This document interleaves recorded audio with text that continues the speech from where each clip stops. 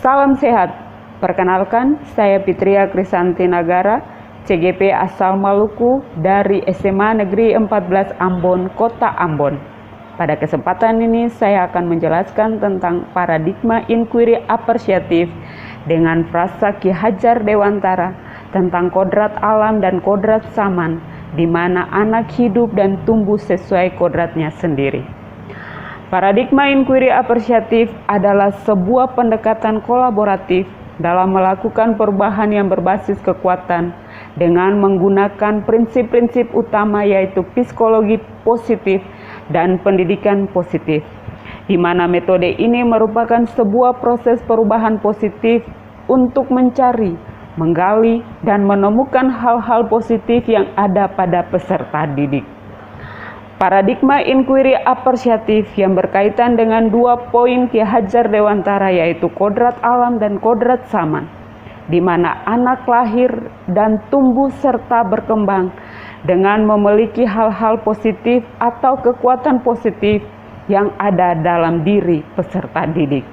Hal-hal positif inilah di dalam inquiry apresiatif yang perlu digali dan dikembangkan oleh seorang pendidik.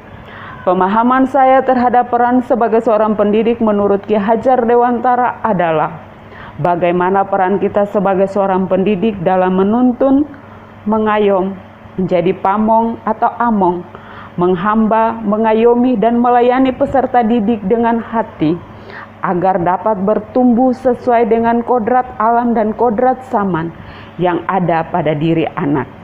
Pendidik juga harus menumbuhkan dan merawatnya agar kelebihan atau hal-hal positif semakin tumbuh dengan baik, agar tidak berfokus kepada hal-hal negatif.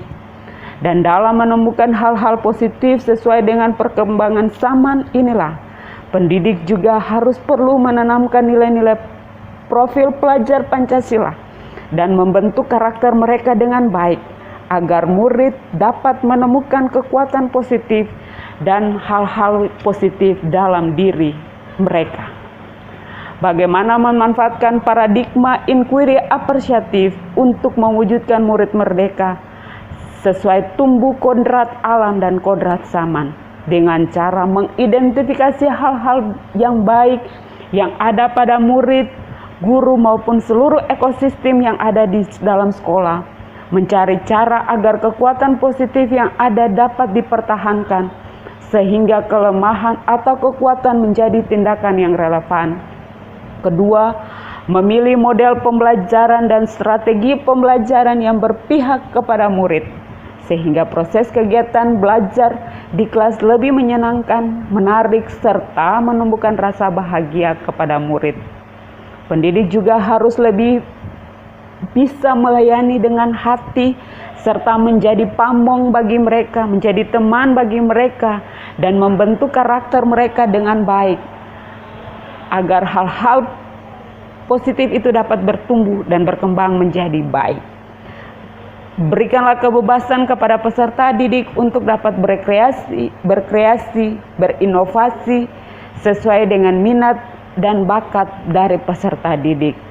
Demikianlah penjelasan saya tentang paradigma inquiry apresiatif dengan kaitan filosofi Ki Hajar Dewantara tentang kodrat alam dan kodrat zaman. Sekian dan terima kasih.